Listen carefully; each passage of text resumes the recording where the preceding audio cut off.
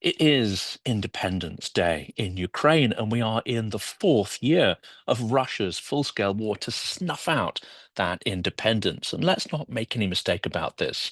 Russia isn't interested in peace because Putin isn't interested in peace. And he's not interested in just having a small piece of Ukraine. He wants the whole thing. He wants to erase it. That's why the symbolism of recording an episode today, I think, is especially important. I'm joined by my good friend DW Phillips and his friend Ronnie. I'm going to ask them to introduce themselves. We're going to be talking about an extraordinary film and one which has a very, very different slant to many of the other works that focus on Ukraine. And I think it ties in so well with Independence Day and the idea of looking for victory, positivity, rather than trauma. There's plenty of trauma around, and many of the stories we do focus on trauma and suffering. But I think there is a role for positivity, and in fact, to garner Western and American support behind Ukraine, these are essential stories to tell. So I'll stop talking. Ronnie, over to you, and then DW to introduce yourselves and why we're talking about this incredibly important film. DW, do you want to go, or I can jump in? Sure, I'll be happy to. Well, first of all, my name is DW Phillips. I am a film director. I am a journalist. I'm also a constitutional attorney from the United States of America. Filmmaking is my passion, and I would say I am a friend of Jonathan Fink. And the connection here today, Jonathan, is that you and I share the same vision and heart. Your introductory comments speak to my personal mission. I am also a friend of your guest here today, Ronnie, who the three of us actually have some interesting connections here. We both have a Jewish heritage that goes back to Eastern, or all three of us do, to Eastern Europe. We've all spent time and been bewitched and bedazzled by Ukraine and Kyiv and places like that. When I saw, as a filmmaker, when I saw Ronnie's film that I guess we're going to talk about, he's going to talk about, I just kind of immediately, it was love at first sight for me.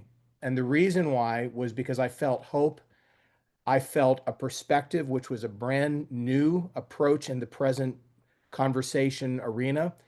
And as a filmmaker, I was actually amazed because I realized that he's probably the only guy, I'll let him tell you about this, but the only guy who's put a camera in front of people in 2018 and followed those same people from victory to COVID to war to the present, thus giving us a totally unique perspective, Ukrainian perspective, which smashes sort of Moscow's vision of Ukraine as a Borat scene or as a destroyed war zone or something like that. Instead, we get this exciting, aspirational world with people full of heart.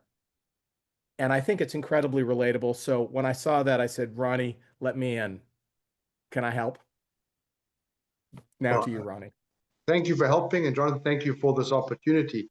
My name is Ronnie Apteker, and I was born in South Africa, and I discovered Kyiv, I think 18 years ago, this last December, so 18 and a half years ago.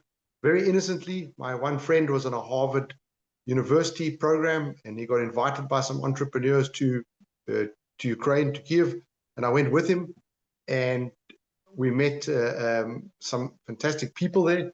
One guy in particular called Michael, a Ukrainian born and bred, and me and him became very close. He went to Columbia Law School. He was privileged Ukrainian, because it was a different time then. Maybe it's more common now for Ukrainians to go to American universities, but in those days it wasn't. And we became friends, and I started to live there over a decade ago, and thought I was living in the best kept secret in the world. I was always challenged and teased by friends of mine who, friends and colleagues who hadn't been to Ukraine and were living in UK, Australia, America, Canada, South Africa. I've just described all the countries that South Africans keep running to, UK, Australia, Canada, America, all the English-speaking territories. And we would always get asked these crazy questions like, what do you guys eat there in Ukraine? Do they have internet? What happens if you need a doctor? And I said, wow, your ignorance is just extraordinary. But people just don't know. And they're always referred to it as, oh, well, what do you do in the Ukraine? It's not the Ukraine. It's just Ukraine. It's not a territory. It's not the Sinai. It's not the Kalahari. It's not an area. It's a country. Actually, the biggest country in Europe, and quite a significant country. It makes about a quarter of the world's food. And it's the birthplace and the origin of many extraordinary minds in this world: artistic, business, scientific, athletic. And people say they don't know anything about it. And I probably had, over an 18-year stretch, about 120 guests. Before I was even living there, I would take my friend Craig, the filmmaker who is in the team with me, and everyone who came there was amazed and always wanted to come back for so many reasons. When people would ask me, what do you like about living in Kyiv? And this is before the pandemic and the full-scale invasion. The first thing I would say, it was just totally unexpected. I said the laughter. They said, it's not a funny place. I said, you've never been there. I said, every time we see Hollywood movies, the gangsters come from two countries more than half the time: South Africa and Ukraine. And maybe that's why you think it's a country full of gangsters. I said, I'm an IT nerd. There's a chain of late night pizza sushi joints, funny combination, pizza and sushi, called Mafia. And sometimes I would take, DW, you've seen it, Jonathan, maybe you've also seen them. I would take a photo under the Mafia sign and says, there's Mafia. That's my only understanding of Mafia. I don't know any Mafia in Ukraine. I'm not looking for Mafia. I don't know any. I know good people. I know that Ukraine has got many problems. So is South Africa, so is the UK, so is America. But it was on a good path in a good way. And it was growing at a great pace. And everyone who knew about this place said that Kyiv was going to be the next Berlin within 5 years. And we started shooting a film.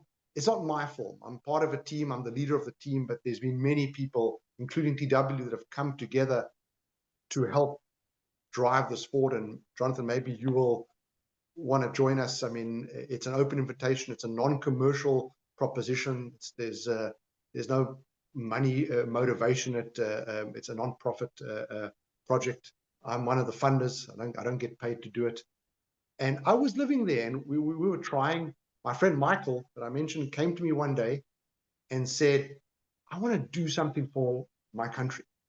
We were sitting in the park in the middle of the city. And I said, Michael, you're not a poor guy. Why don't you donate money? He said, I do that, but I want to do more. He said, like, what can I do? I said, well, me and you are friends. I tell stories and am involved in filmmaking. Why don't we try and make a film that challenges those stereotypes? And perhaps, as you know, DW, you know it well, and Jonathan, I'm sure you know it well too. Perhaps, if we're lucky, because none of us are 20 years old, we're not straight out of university, these things are hard to get right. But perhaps, if we're lucky, I said to him, we'll do a good job. And even then, if we're even more lucky, perhaps people want to come here with their families. Maybe they'll want to invest in the country. Maybe they'll want to write about it. Maybe they'll want to learn more about it. And he says, let's do it. So we started in 2018 interviewing a bunch of IT entrepreneurs, which was my background. And I had very good access there because I've got a bit of a track record in IT, and I was lucky and fortunate to meet some top entrepreneurs in Kyiv, also through my friend Michael, because he's like one of the leading Ukrainians, in terms of entrepreneurship and his career path. And we met a bunch of people, and we started filming, and we probably had half the film by the end of 2019. And it was innocent, it was naive, it was kind of fun. There was a lot more joking than there was in the current version, because obviously with the full-scale invasion, the mood had changed. Then came the pandemic, and mask wearing is not so conducive to filmmaking. Everybody looks like a bank robber, so we had to kind of wait and write and plan.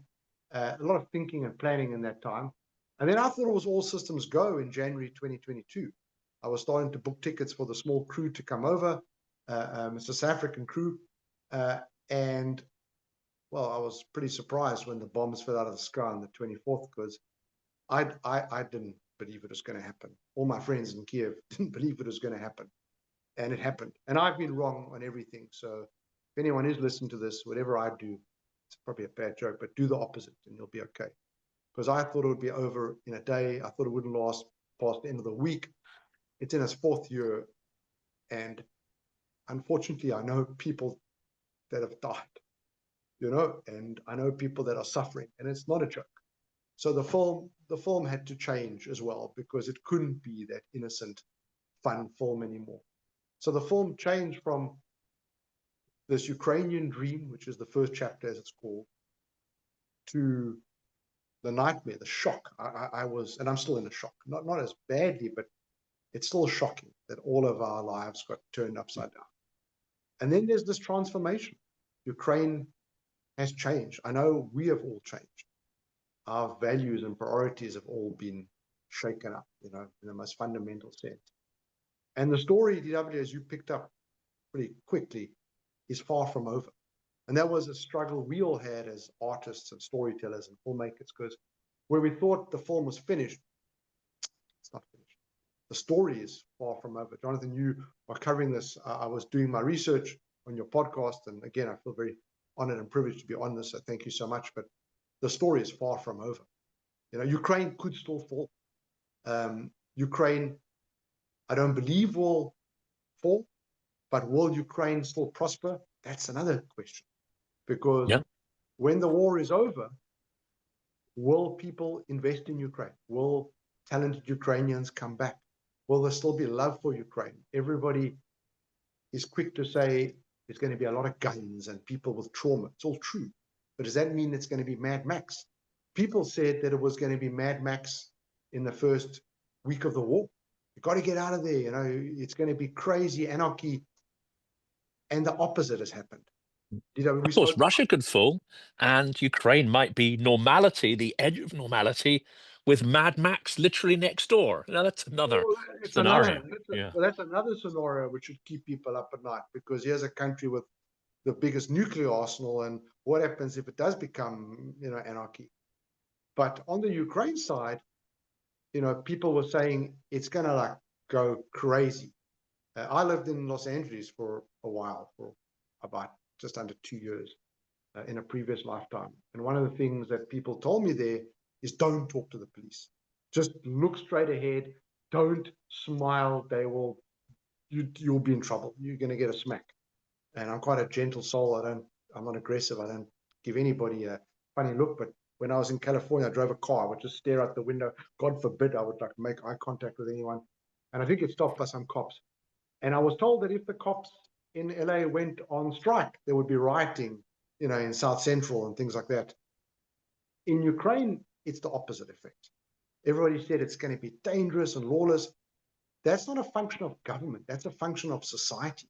Society showed in Ukraine that it is far more enlightened and evolved than anybody understands. Everyone I know in Ukraine, whether they are fighting or not, is helping. Everyone. Rich, poor, everyone. I'm sure everyone would argue that the rich could do more. Where are all these oligarchs during this war? They all seem to have disappeared. And they're all quick to make noise. I'm no fan of oligarchs. But not that I know them personally, and I don't just mean Ukrainian oligarchs. The world's full of these characters. But, everyone in Ukraine is helping. And society has shown that there is something fundamentally good in Ukraine. It's not a mad place. I had my one friend, Dave, he's a filmmaker from California, my age, came over, stayed with us in 2018. Then he came back 2019, and he went back. I told this as well. When he went back to California, he came with his wife in 2019. When he went back to California, his friends all teased him and said, you just come back from like a Borat movie. And he said, I just didn't understand like that. They just don't have a clue what they're talking about. He was raving about the food and the architecture and the laughter and my circle of friends, which I was I am still very, none of them have passed on, thank God. But I have a very cool group of friends, some nerdy, some not so nerdy, but a cool bunch of friends. They all speak English. The film, Jonathan, was shot in English by design because we were trying to show, again, to challenge the stereotypes that a lot of people in Ukraine speak English. In my circle of IT nerds, everybody spoke English. You know, I spoke, I mean, I can speak quite a bit of Russian, but it's not so cool now. But before the full-scale invasion, everyone in Kyiv spoke Russian. It wasn't like a taboo. Now it's, the three of us can get away with it because we are foreigners and they can see we're foreigners. But if you're a Ukrainian in Ukraine speaking Russian, I was there just a couple of weeks ago, it's not cool. I go back and It's forth. not cool anymore. I mean, in Lviv, you'll find almost nobody. But that Even was before. in Yeah. Odessa, you know, I'm told there are far fewer people who are now speaking Russian, even in what was the heart of the Russian language areas. Absolutely, but and to just to add to your point, even before the full-scale invasion, talking Russian in Lviv was just not on. Not on. My wife is from Lviv, so I and my father's parents, my one set of grandparents were from Lviv. So but when it was Lemberg, long ago, you know, under the Austro-Hungarian Empire. But so yeah, so we made this film, and we try to have some fun, poking and challenging the stereotypes. Then, of course, the war came, and there was the shock, and then we try to show the transformation. The next chapter, which we're kind of planning now and hoping to shoot, I mean, the aim is to shoot it this December, this winter, is the exhaustion. Because all these years of transformation and too many nights in bomb shelters, everyone is so tired. Everyone is exhausted. Then will be another chapter, which will be the end of the war. And if we keep going, we'll wait some time, let's say a year after the end of the war. And that chapter will be like the new Ukraine. Does it actually, what's the word? I mean, does it live up to its potential? Does the society prove to everyone, again, that this is a good place? Because we don't know, even if the war is over and Ukraine has repelled the Russians, and as you said, Jonathan, if Russia goes to anarchy and falls apart, what happens to Ukraine? So many good people have left. You know, what you don't read about in the news, you read about people dying, obviously politics, you read about bombs, you read about destruction. But what about all the soft factors you don't read about? The online gambling addiction, the alcoholism, the divorce rate, the amputees, the trauma. There's so many, the domestic violence. You know, you see amputees in Kyiv. Not a lot, but enough to notice. And that number is going up. I believe from what I read in the news, it's about 50,000.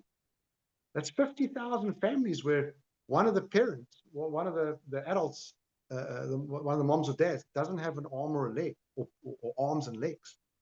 What kind of strength does this country have to find after the war to readjust and cope with this?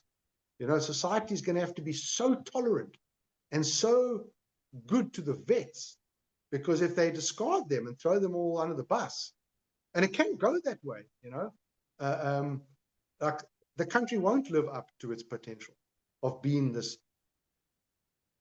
beautifully soulful place. So this story is far from over. And our motivation for the story at DW, as you now have heard me say so many times, was really simple. We said Ukraine deserved a better conversation in the world. And DW, And me and this you had a is very... it's super important, isn't it? Because I mean, we were discussing just before we hit record that one of the real challenges is, you know, it's very easy to find trauma. It's very easy to find stories of trauma, which, you know, you and I know, having been there, that there's so much more to Ukraine than that. And that there is still a belief amongst all Ukrainians, based on evidence and experience, that they can be victorious over Russia. The trouble is, when stories focus on trauma, for a lot of people, that doesn't equate to victory. It doesn't equate even to positivity, even if they find it interesting. And one of the challenges that there are many, including, I think, President Trump and his circle, there are many in Europe who simply do not believe Ukraine can win. Therefore, that fuels the logic of, well, why arm them? Why risk a direct conflict with Russia? Why do this? Why do that? If a Russian victory is inevitable. So these stories may not necessarily be military in their tone, but they do unfortunately feed into this myth that Russia cannot be beaten. Absolutely. Can I just also continue on that? Because let's just make up something and say, let's say Ukraine had the Fountain of Youth, just making this up.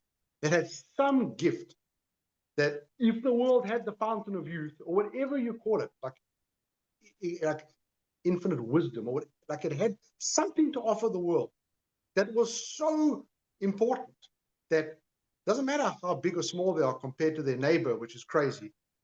We need to look after them because they've got the fountain of youth, or they've got the missing, I don't know, the ark of the, what's it, the Raiders of the Lost Ark. They've got the ark, the famous ark. They've got something there that is so important to the world. Now, DW, am I right in saying, and John, I think I have a feeling on the same page, we see that. I see that. And what I'm saying, why we went on this long journey is because we see something incredible there that is worth nurturing and protecting.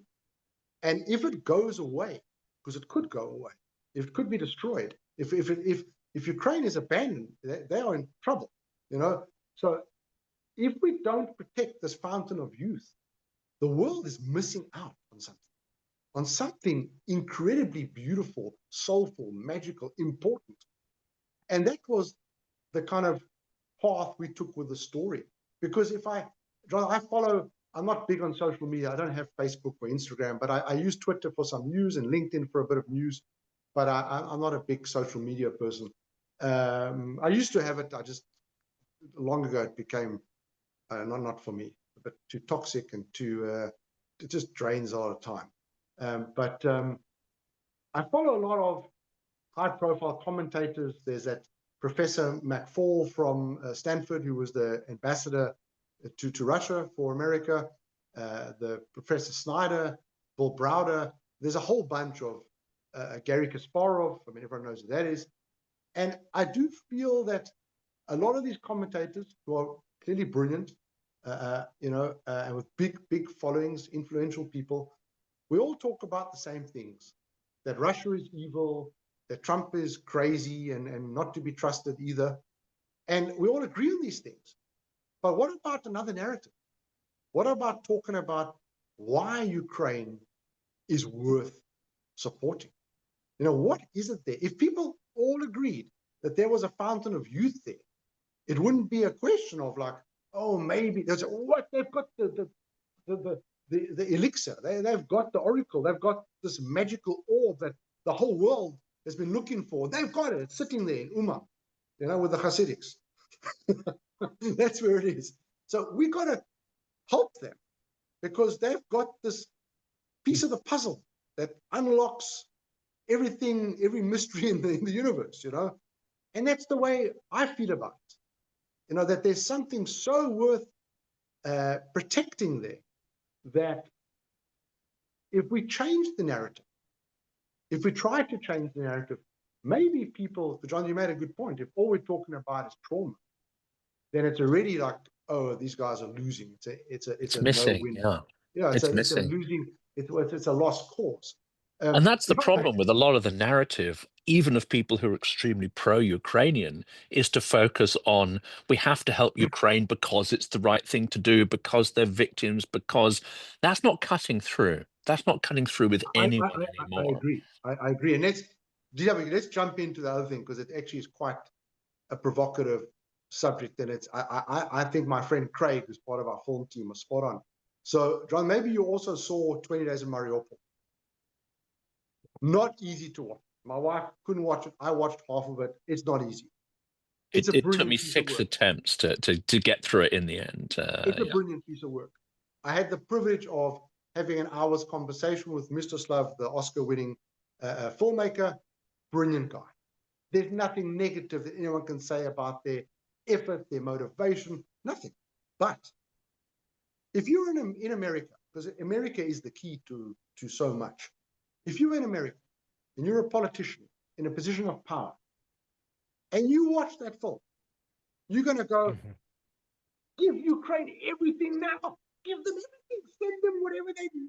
The missiles, the medical, everything. Send them DW, Jonathan, Ronnie, send them everything. Nothing changed. It got worse. It got worse. The aid stalled. The Russians started bombing more and more and more. More people died. It got worse. And that film won an Oscar. I guess what I'm trying to suggest here what I am suggesting is maybe this narrative of doom and gloom, it isn't working. It might have worked in the beginning when we were all in shock, but 3.5 years later, like you said it yourself, and you said it well, like to keep talking about the trauma, we're not making fun of that. No ways. You can't disrespect that. I'm not suggesting that at all. I'm saying that narrative is important. 20 Days in Mariupol documents war crimes. It is so important. Aman Pur said it's the most important war film ever made. Couldn't agree more. But it's not accessible. It's not for people sitting at home and going, wow, let's watch this. We tried to make something light and entertaining. The reason it was light and entertaining is because we started in a much more light and entertaining era before the full-scale invasion. And we took those characters from them, and then suddenly they were going, oh my God, bombs were falling. I was there, bombs were falling. And we recorded the shock of it. And then we let things settle a bit and tried to see how life had changed. And what was interesting is people were still going to work, still having babies, still getting married, getting divorced, getting married again. You know, a lot of divorce during the war, unfortunately. A lot of the divorce rate went up through the roof. Interesting reasons behind that for another podcast. I have a little bit of insight, not a lot, but some insight. But life went on, bombs and all. And there's still laughter in Ukraine. People still go to the movies in Ukraine. People go for dinner. People go dancing. Because as we say in the film, for them to all sit in the corner and cry, that's a victory for Russia. That's A lot what of the dark Russians humor as well. A lot of extraordinarily Well, rich, but dark humor. Anton Timoshenko is a Ukrainian comedian who speaks okay English, very kind, handsome guy. He's a very handsome guy. I say that because everybody goes on about the beautiful woman of Ukraine. One of our film team is gay, and he was there for the summer, autumn of 23, and he said, the men are so handsome. You know, he was like amazed. And I said, well, I've often said that, but no one seems to ever listen to me. You know, it's not just a woman. It's a good looking place and a smart place. It was the brains trust of the Soviet Union. And you know, sorry, I lost my Oh, right. I mean, the Russian space program was actually led by a Ukrainian guy, which almost nobody knows. Yeah. Absolutely. But by oh yeah. So Ukrainians are still living life, but there is trauma and exhaustion and pain, and there's a lot more pain to come. But they haven't given up, because to give up is a victory for Russia. Here's a comment, DW, I don't think we've shared this. I've met no victims in Ukraine, only free spirits. I've not met anyone who's sitting in the corner and crying, going, why is this happening to me? I've not seen that. I've seen people cry. I cry a lot. I'm a bit of a crier. There's a lot of pain. People I know, not the closest to me, but good people were in my circle, not my closest of friends, but people I liked and cared about have died. I know people that are traumatized, and I know a lot of people that are not happy because you can't plan a future. You can't raise your kids in the most innocent ways. You know, going to bomb shelters. I've had enough nights in bomb shelters to know that it's not. You don't want to do this if you don't have to do it. It's not a video game. It's real world stuff. And when you see the damage of a missile hitting a big facility, some infrastructure, it's just evil. You know, one of the interesting things is why people go to bomb shelters. It's not only for safety, it's that noise. If you're like on the 10th or 20th story of a building and you're hearing air defense knocking down drones and missiles, that noise is so haunting that to just muffle it out of your head, it keeps you up at night. You have nightmares from that sound. That's why horror movies have sounds that like freak us out, you know. And to get away from that noise, to go down into a shelter and just muffle that sound, takes away some of the trauma of it, because that noise is just evil. If there ever was the sound of evil, it's those explosions. But life goes on in Ukraine, and we try to show the spirit. I've not met, as I said, victims there. I've met a lot of brave souls that believe in their history, their culture, their unique way of life, and they are not Russians. You know, Ronnie, I'm always amazed when people say, "Oh, Ronnie, you like living in Russia." This is like 10 years ago. I said, "I'm not living in Russia. I'm living in Ukraine." They said, "What's the Different difference?" country, different country. But they, but, Well, but they don't know. They don't know. So I'm in London now. We got here at the end of last year. We have a little boy. He was starting school. He starts in 10 days' time. My wife has bought into the whole Harry Potter thing. Britain's got the best education. We were lucky enough to get the special refugee visa, and here we are. And yeah, sorry. Again, I was thinking that's it. about. Well, we've only I've got got you like, for a few more minutes, so we should yeah. probably, people will be watching and So wondering, I well, was saying, where can we see the film? How's the film going to be wrapped up, as it were, packaged? How can people experience it? well, it's on YouTube. The channel is called Kyiv of Mine. It went live today, last night actually, to be technically honest. But it was ready for today for Independence Day. It's a complete film. It does have an ending, but that ending will be updated with another ending. The ending is this is a strong, resilient, spirited Ukraine, and life goes on. The next chapter will be about life goes on, but this is an exhausted Ukraine. But still, life goes on.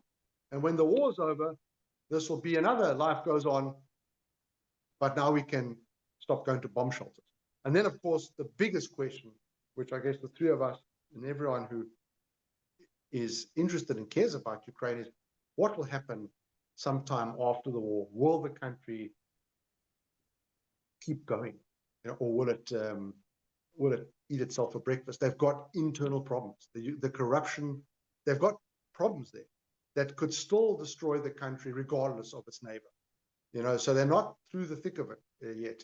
DW, maybe America has similar challenges now with the way there's division between well, Democrats and Republicans. in point of fact, let me offer just my own sort of closing summary, just because I know we're running out and I want to complement and amplify what's been said here. The first thing that I think, Jonathan, would be important for your viewers to know, and your viewers encompass a lot of Americans. When Ronnie was talking about the sort of the fountain of youth aspect for Ukraine, I will tell you how I perceive that as an American and how I think Americans should perceive it. Once upon a time, I was sort of a professor of film history. I taught students about the history of filmmaking. I used to do a lecture on Walt Disney. Walt Disney emphasized what the American identity was. He made films about our origins. He talked about people who said, "Give me liberty or give me death." He talked about people who just sort of emerged without all the fancy things of the modern world, but were willing to do anything to protect their homes, their families. He talked about people who were thinking down the road generationally towards their future. He talked about people who the world said would never succeed. And he sort of birthed an American identity of we were born as a nation of underdogs who would not quit, who said, "Give me liberty or give me death." Guess what? That's Ukraine. That's Ukraine. Ukraine is David and Goliath. Ukraine is the underdog that says, "Give me liberty or death." That message has not been sold to the American people, and yet that's the message. So when I look at Ukraine, I think to myself, this is my childhood as a nation. Yeah. The connections are just, I feel something. And here's something else I think. I think Americans have lost their identity. We're so confused right now. Ukraine is finding their identity. It's an identity which is 2,000 years old and which is birthed out of war and difficulty. And what Ronnie said about no victims, that's it. By the way, that was the American, or at least that's what we perceive to be the early American attitude from 1620 to 1776, etc. So Ukraine reminds me as an American of the country we once were and the identity we once had. Yeah. Enter Kyiv of Mine, this film, 3 chapters. And I want to make an argument why people should go and watch Kyiv of Mine today. Get your family, sit around and watch it. All 3 chapters. Each one is 30 minutes, 90 minutes total. It's shorter than a typical Hollywood film, and it's fast paced. You don't lose attention at any point. It's like boom, boom, boom, boom, boom. The music is great. The characters are great. The story is great. But here's what you're going to get if you watch it. Number one, and this is actually, I was kind of amazed when I saw how they sewed this together. If you were to take the top 50 questions about Ukraine, and I mean little ones and big ones, our history, is it Kyiv or is it Kiev? What is our connection with Russia? Who are we as a people? All the things that you have addressed 10,000 times on your podcast, Jonathan, what Ronnie and team have done is they have put the answers to all of that efficiently into the show in an entertaining manner. So reason number one is if you want to understand all these different issues, from corruption to you name it, it's handled very economically in the film in a way which is entertaining. And this is what you show to your family members who don't get it. If they don't get it, you show them this film. Secondly, if you need a great big bath of cool, refreshing encouragement after 2 weeks with Putin in Alaska and everything else that followed, where we realized there are just no political solutions on the table being offered right now, there's a sense of betrayal, there's all of this going on. Watch the film, because you're gonna rise above the moment. You're gonna see the bigger perspective down the line. That's very, very important. And to Americans, I would say we need to be reminded of who we once were. It's not a apples to apples, but it's close enough that there's a message there. So these 3 chapters will be a great investment of your time. Kyiv of Mine on the YouTube channel, just type in Kyiv of Mine and drop a note before. Make sure to subscribe to the channel. Tell your friends about it. People ask me all the time, what can we do to help Ukraine? Well, there's a lot of ways you can help Ukraine. You can watch Jonathan Fink's Silicon. You can help out with film projects that all 3 of us are involved in. But a big thing you can do is actually to engage the messages and pass them to people. If 1 million people will watch Kyiv of Mine, the whole sort of Borat nonsense, which the Kremlin has done such a good job of disseminating, Exactly. that's toast. In fact, from the first 5 minutes of watching this, you're kind of amazed. Kyiv appears as like the new up and coming Berlin, the new city of the world that is just going to invite everybody, the chefs, the culinary, the tech, the artists, all of this stuff. It's a place we all find interesting to live in and to visit. So those are some of my arguments. My arguments are, we're reminded of Americans are, of who we once were, the best of us. Number 2, you're going to get your questions for all your friends answered, 1, 2, 3, 4, 5. But the other thing is, you're just going to take a great big, to quote President Trump, big, beautiful bath of happiness and pain and difficulty and joy. One example I'll give you. In the midst of all of this, when you get to chapter 3, you find out why people want to marry, why they want to have children, why they're excited to do that, which is an important message because they're having a bit of a demographic winter over there. And yet, hope springs eternal. Love springs eternal. And that's a beautiful thing. We need that. I just, what I was trying to say about London, I'm quite amazed at how many people we talk to here, whether it's waiters, people in shops. They don't know what we're talking about when we say Ukraine. You know, I'm honestly quite amazed at the lack of knowledge. I would bet, DW, that 98% of Americans wouldn't even be able to tell you where is Ukraine. Where is this place? It's true. I don't know. But here in London, I thought people would know more. But honestly, people say, "Isn't that war over long ago? Is that war still going on?" You know. So, Yeah, and they're not pro-Russian, they're not against it, but they're just no, but they just very they just poorly informed. Very poorly informed. Yeah. We've been here just over half a year, and people are very kind, nice, but I've never lived in the UK before, and we're lucky to be here. We feel privileged to be here, but I am quite amazed at how little knowledge there is about Ukraine. But then again, we had these discussions. There are wars in so many parts of the world, and we don't know about those places either. So I guess maybe from my side, I can end off with say, why is this particular war more interesting than another war? And I have an answer for that, Jonathan. Me and DW have discussed this, and I'm sure you might concur or could add to it. But this isn't just another war. This isn't a war about country A and country B. I see this as a fundamental problem of good and evil. It's not a tribal war. It's not some, I don't know, like, well, America is a whole other discussion between the Reds and the Blues, because that's very hard to get one's head around. But Ukraine posed no threat to Russia. All the stuff about NATO is just nonsense. Absolute nonsense. No one's walking around in America saying, let's invade Russia. There's nobody in America saying, let's invade Russia. Russia had no threat from NATO or Ukraine. Putin is like the jealous ex-boyfriend. The girlfriend had blossomed, was growing at 6% a year GDP. They were shrinking. They were insignificant. They were this cruel ex-boyfriend that wanted her back. And no one else can have it. You know, this ex-girlfriend was just developing beautifully, you know, and that was not cool. And It's like, not even jealous. It's a psychopathic boyfriend. It's the kind that will throw acid over his wife and kids because he doesn't want them to live a good life if he can't control them. That's absolutely. And also Ukraine threatened Putin and his regime because it was a free thinking, free press democracy. A Jewish comedian got elected president. If that ain't a democracy, then I don't know what is. You know, so they don't have that. They have a president there who's been there for 25 years. That's not a democracy. That's nonsense. That's just a sham. You know, the Russian elections are nonsense. But in Ukraine, they had real elections and a real free press. And they were threatened by this so-called brother or sister nation from the Soviet days that does speak Russian, you know, and can influence. They had the Maidan Revolution in 2014. I was there. And it could happen in Russia.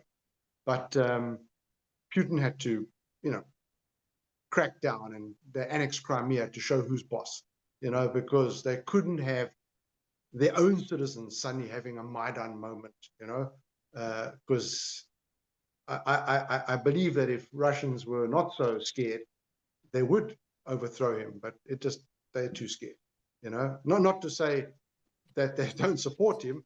I would say a lot of Russians support the war as well, but that's for another.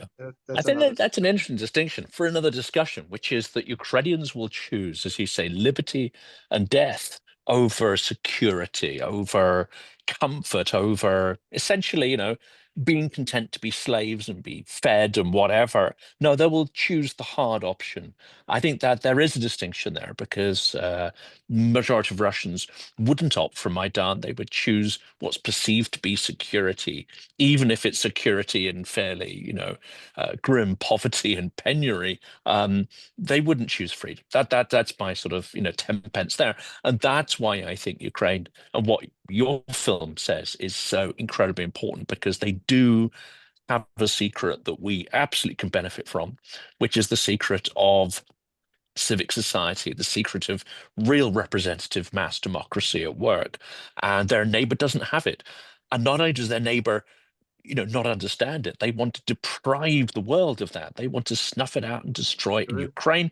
They want to snuff it out in Europe. They want to interfere in the US and have been interfering to try to weaponize the political environment again to destroy that sense of a desire for liberty there. So this is a struggle on a big canvas. And as you say, you won't get that impression if you're walking the streets of London because a lot of this isn't getting through. But your film sounds extraordinarily important, and I'm very much looking forward to seeing it.